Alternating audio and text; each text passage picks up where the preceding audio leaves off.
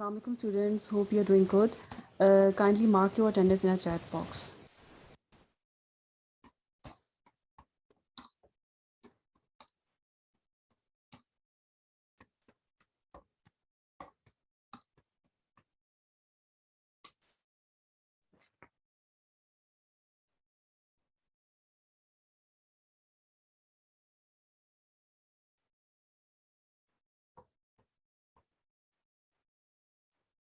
So students, we are going to start a lecture. You know that we already started unit 2 kinematics.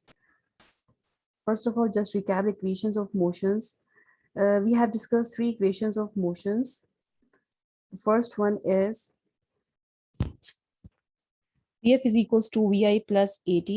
And the second equation of motion is S is equals to Vit plus half At square. And the third equation of motion is 2As is equals to Vf square minus Vi square, right? We have already discussed these equations of motions.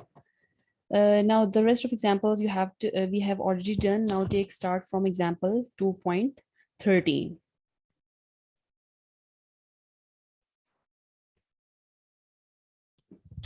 Open page number of your book 48.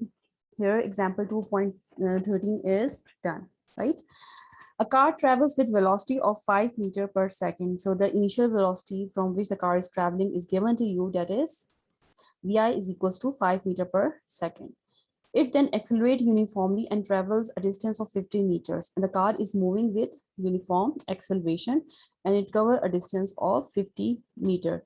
So distance is represented by capital S, which is equals to 50 meter. If the velocity reached is 15 meter per second, it means the velocity reached will be a final velocity that is represented by Vf. So Vf is equals to 15 meter per second. Find the acceleration and the time to travel this distance. So we have to find out the acceleration, which is represented by small a, and time, which is represented by small t. So if you see the data, Vi is given to you, S is given to you, Vf is given to you. So we can easily use the third equation of motion to find out the value of one unknown parameter. So if we use the third equation of motion, that is 2as is equals to Vf square minus Vi square, right?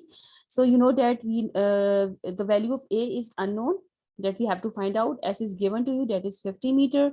Vf square Vf is 15 meter per second, so we have to take the square of it. Then Vi is 5 meter per second whole square, right? So just substitute the value in the third equation of motion and we get 100a, that is equals, if you take the square of 15, you will get 2 to 5, and the square of 5 is 25, and the unit will also be get multiplied, that is m square per second square.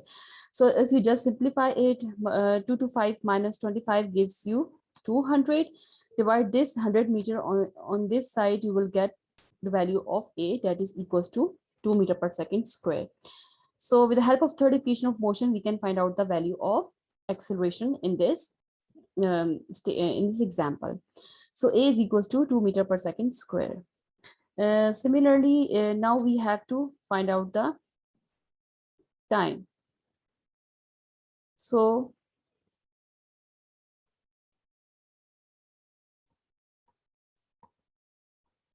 if you just use the first equation of motion, you can find out the time, because now you have find out the value of a.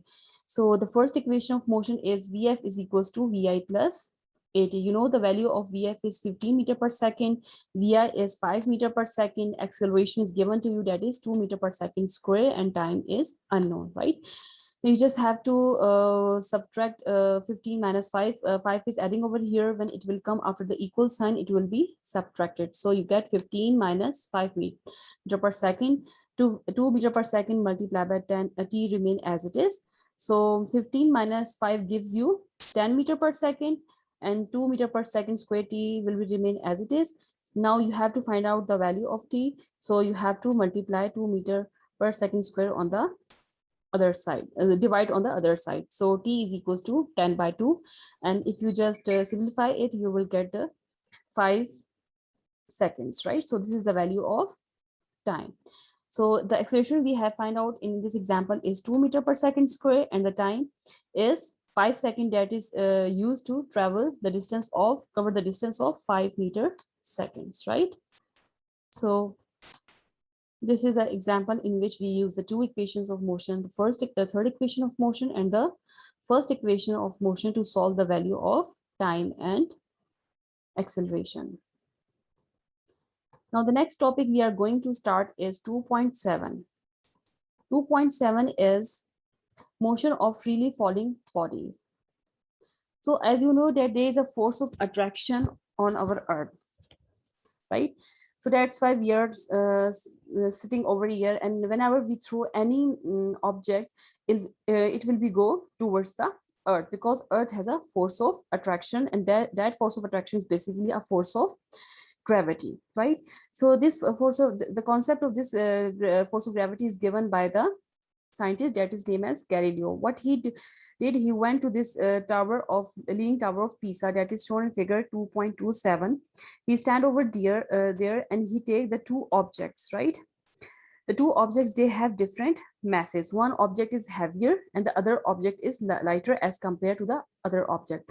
So what he did, he just threw these two objects from the top of this tower, and he noticed that the both objects reach towards the ground with the same acceleration independent of their masses. What is the meaning of independent of their masses? That the one object is heavier and the other object is lighter, but it's not like this that one object, the lighter object will be reached faster as compared to the heavier object, but both objects, they are moving with the same acceleration and touch the ground, right?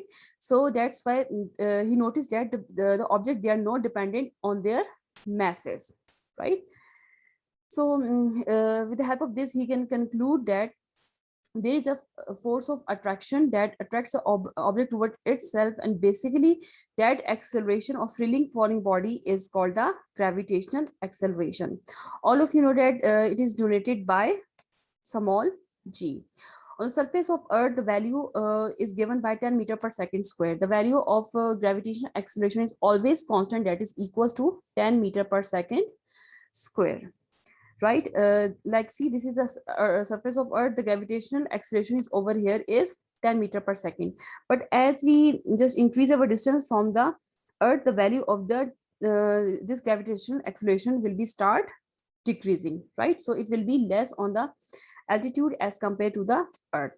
So one thing more, when you throw object in the downward direction, see, the value of g is positive. Sometimes you just put the object in the upward direction. Like we can take the example of a ball. If you just throw in the upward direction, it will be go in the upward direction, and later it will be moved downward because of the force of gravitation. So when it will be moved through upward, the value of g will be negative, right? And when it will be downward, the value of g will be positive. So you have to memorize the value of g, that is equals to 10 meter per second square. As g is the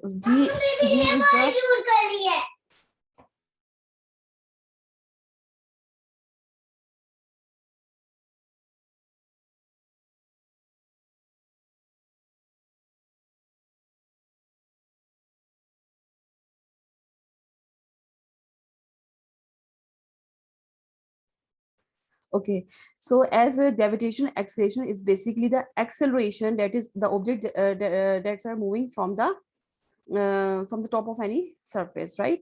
So it has the same unit like acceleration, that is meter per second square, right? So as we discussed the three equations of motion during the classes, so if we have to take the equations of motion, the bodies that are moving under the gravity, right? So like say the object is throwing in from some top towards the downward, then how they will affect to the equations of motions, right? So you know that Vf is equals to Vi plus At. Now if the object is thrown from towards from the top of any surface, the value of A will be converted into G, because there's a force of gravity exists over here, right? Then it will be Vf is equals to Vi plus Gt. The second equation of motion is S is equals to VIT plus half AT squared. But now the distance will be height. So we will write H instead of S. So H is equals to VIT plus half 8. Instead of A, we write G, right? So this is GT squared.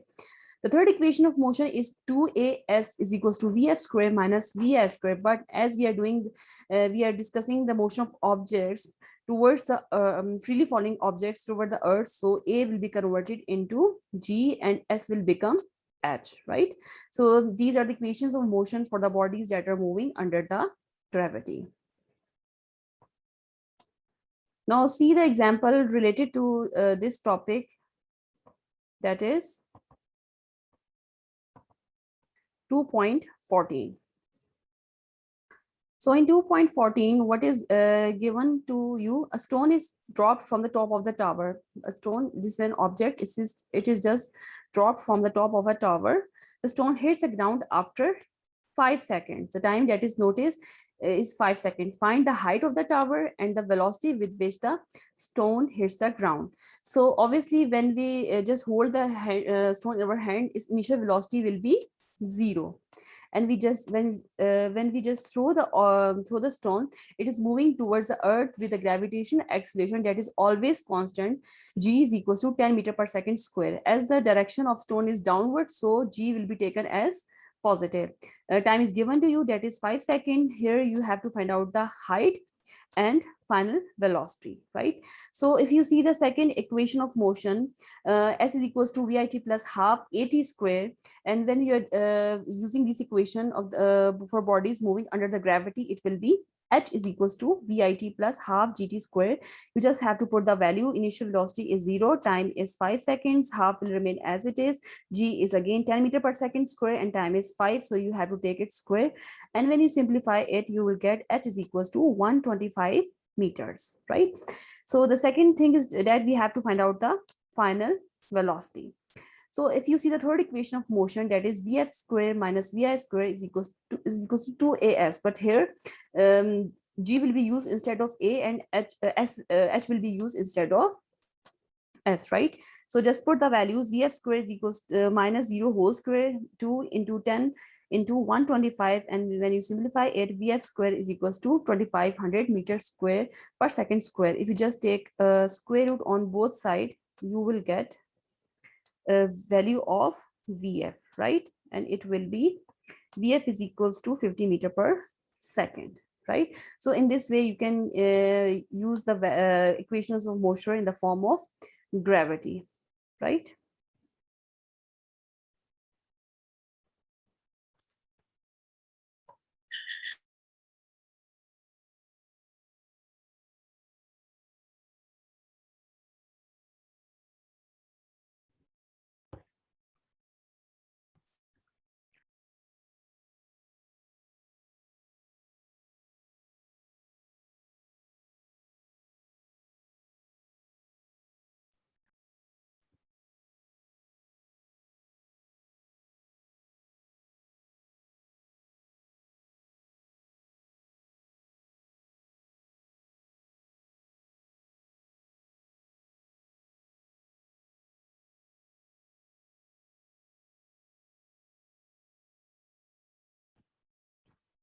Okay, now see the other example, that is 2.15. In 2.15, a boy throws a ball vertically up. It returned to the ground after 5 seconds. Find the maximum height reached by the ball, the velocity with which the ball is thrown up.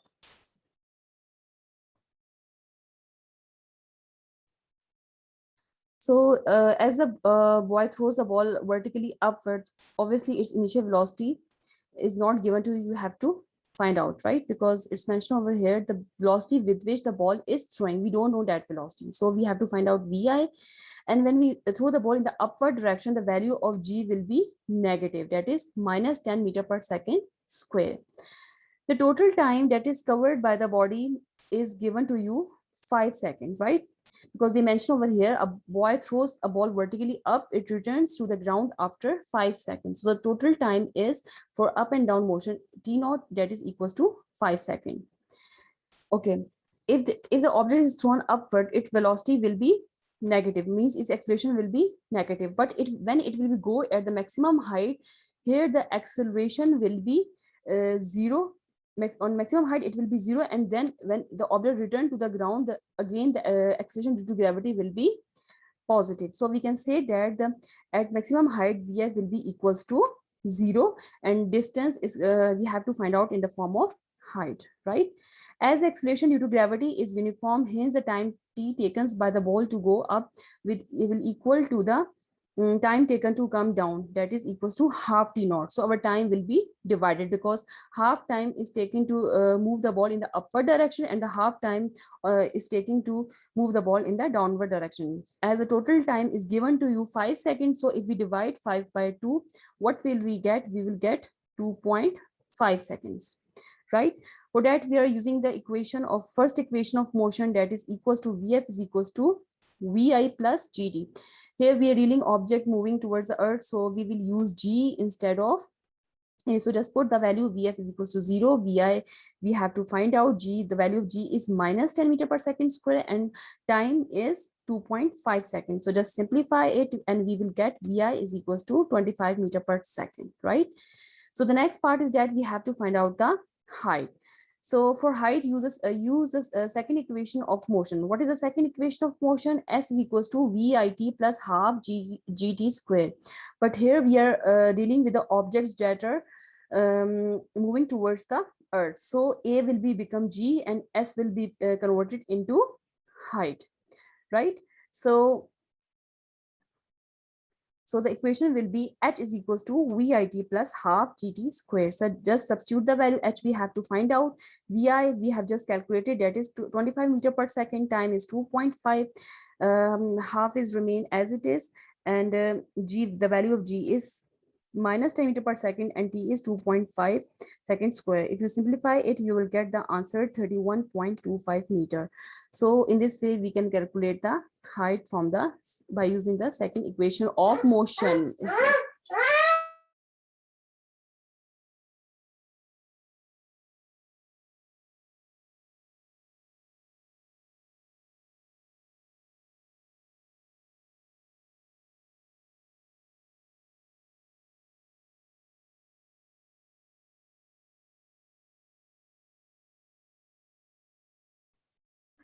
Okay, if you see now, open the exercise of your book on page number 52. Now we are doing the question number 2.1. Encircle the correct answers from the given choices. Girls and boys, open your book page number 52, right? So the first part is a body has translatory motion if it's move along a straight line, circle, line without rotation, and curved path. So the right option is option. Okay, this is the right option. Because in translative motion, object is moved in a straight line or a circular path without any rotation, right? So because of without any rotation, we have marked the option C. The motion of a body about an axis is called, one is the circular motion, second is rotatory motion, third is vibratory motion, and D is fender motion. The right option is option B, because in rotatory motion, the object is moved around its about an axis, right? So mark option B. Now, third part is which of the following is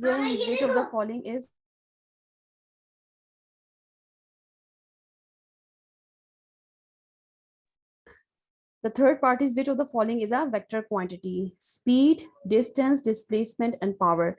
You know that speed is not a vector quantity, because speed from formula for speed is equals to distance by time, and distance is a scalar quantity. So option is not a right. B is also a distance. It's again a scalar quantity. So this is not a right option. Part C is displacement. Displacement is basically a vector quantity which has magnitude as well as direction, right? So the right option is option C. If an object is moving with constant speed, then its distance time graph will be a straight line. So what it will be along the time axis? No, time axis. It will be not along a time axis. Along a distance time axis? No. It parallel to the time axis? No. And inclined or toward time? This is the right option, because if you just draw a graph, you will see that you will the object moving with a constant speed, you will get a graph like this. So this is the right option, right? Then part 5 is A straight line parallel to the time axis on a distance time graph tells that the object is, whenever you draw the distance time graph, you will get the this straight line in case of a this line, right? So it's mean in this way we can say that the body is at its rest position. So this is the right option, is option B, right?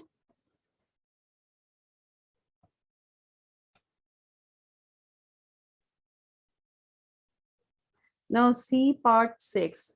In part 6, what they have told you,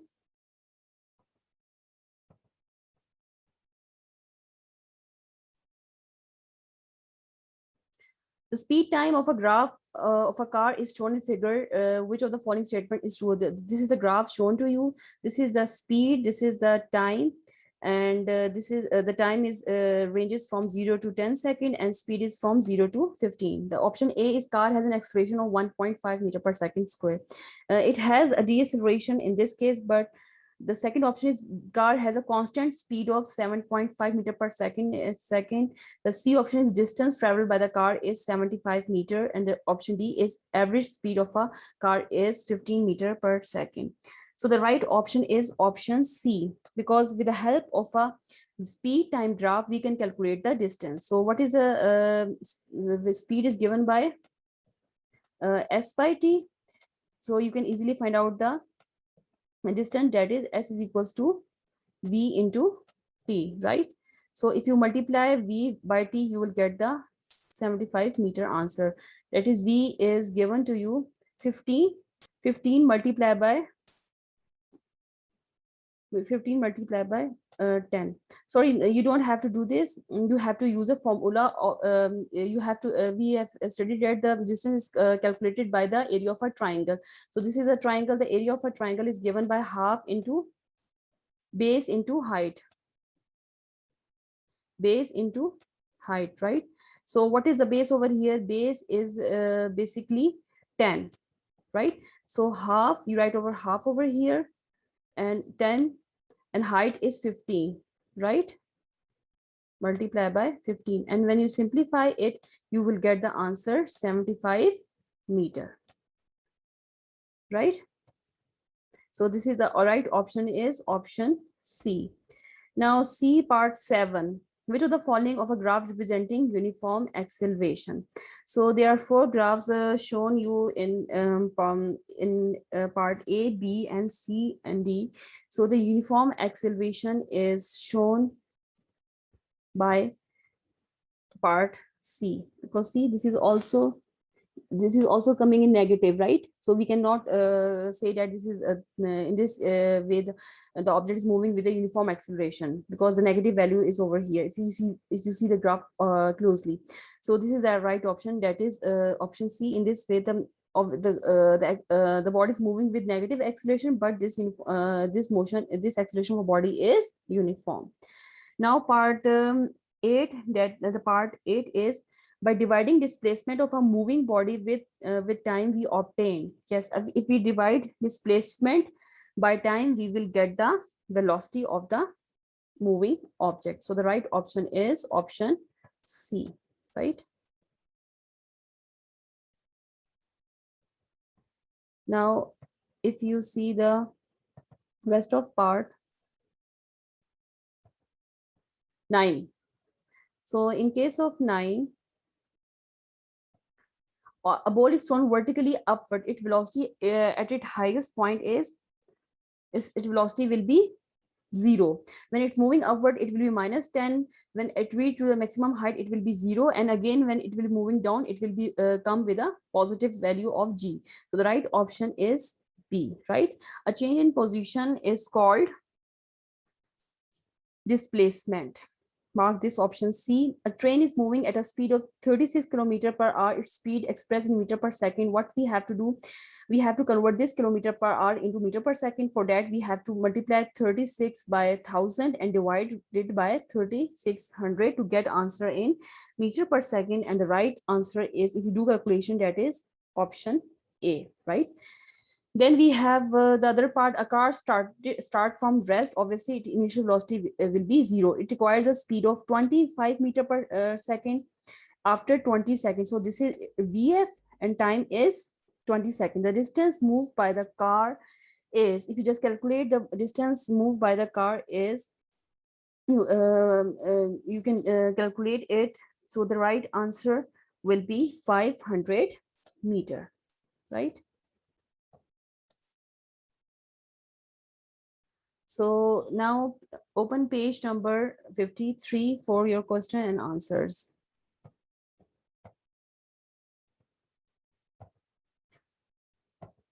You have done question 2.2, explain the translatory motion and gives examples of various types of motions. If you haven't completed this, you can complete from here. Then this is the same question that is continuing. Then 2.3 is differentiate between falling. So you have to differentiate between, if you done, then it's okay. Then and if you didn't complete, then you have to complete from here, right? So the first difference is between rest and motion. The second is from circular and rotatory motion. Third is distance, speed and velocity. So it is for those students who haven't haven't done yet, right? Then third is linear motion and random motion. Then fourth one is scalars and vector. Then the question 2.4, describe the terms speed and acceleration. Yes, yes, Sadeem, what you want to ask? Ma'am, I wanted to ask that the work we have done today, you're gonna upload it on GC, all the classwork, right? Yes, So okay. anything you haven't done, where it is uploaded? It will be uploaded on GC. You can complete your work from there, okay? Today? I will upload today on GC the same lecture, okay? And you will complete, if you have any missing word, you can complete from there, okay? Okay, ma'am. And ma'am, what about the tests, sessional tests? But I will they will be from 13, okay? I will explain the next lecture, okay? They will be from 13. Next, class teacher will be give you to the syllabus and also the course that will be come in. Ma'am, matlab face to face होंगे या they will be taken online? Beta, if your school will be open, then you will have to appear in the regular monthly test. And if there will be online classes, then you will be give on GC, right? In an objective form, okay? So students, you have to complete 2.5. Can a body moving at a constant speed have acceleration? The answer is written over here, and we have already discussed, yes, the body is moving with constant speed if its direction changes at every point, like in case of Ferris wheel, or the object is moving in a circular path. And 2.6 is, how do riders in a Ferris wheel possess translatory motion but not rotatory motion? Then you have to write the answer from here. Then 2.7, we have done the class. Sketch the distance time graph from our body starting from our rest. How will you determine the speed of a body from this graph? You just have to use a formula. Speed is given by relation distance by time, right? So you can complete 2.7 from here. If it is missing, then 2.8, what would be the shape of the speed time graph of a body moving it with variable speed? You can draw any variable speed graph, and you with the help of this graph, if the values are given, you can find out from here. Then 2.9 is, because the following can be obtained from speed time graph of a body, right? So all of these factors, they are easily find out with the help of a speed time graph. Then 2.10 you have already done, that is, how can a vector quantities be represented graphically? So you just have to tell how they can represent it graphically with a tail with an arrow head over here, right? The next question is 2.11, why vector quantities cannot be added and subtract like a scalars, because they have a special arithmetic rules for scalar quantities. But in case of vectors, obviously we have direction, so we cannot determine the vector quantity same like scalar. The next question is 2.12. How are the vector quantities important to us in our daily life? The answer is written over here. If it is missing, you can do from here. Then 2.13, these equation of motions we have done. This is the first equation of motion. This is the second equation of motion. And this is the third equation of motion. Now you have to do in your notebook that the question is 2.14. Sketch a velocity time graph for the motion of a body. From the graph explaining each step, calculate total distance covered by the body. This is a question that is missing. You have to do in your notebook. First of all, you have to draw a graph between velocity and time, right? You can take any graph, but this is very simple graph, so I just took over here. So it is 0 a and b, its initial time I taken 0, then time is 10 second, maximum is 4. The distance moved by an object can also be determined by using its velocity time graph. If objects move at a constant speed v for time t, the distance can be found by calculating the area under the graph. So the total area is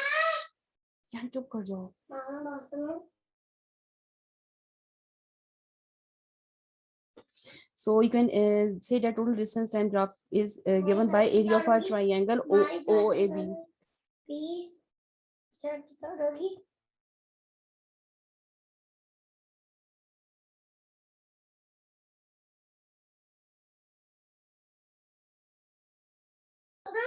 So this is the total area that is given by the area for rectangle is half into base into height. Base is over is 10 and height is 4. So just calculate it is 20 meter. So this is a lecture for today, girls. You have to complete all question answers till 2.14. Okay.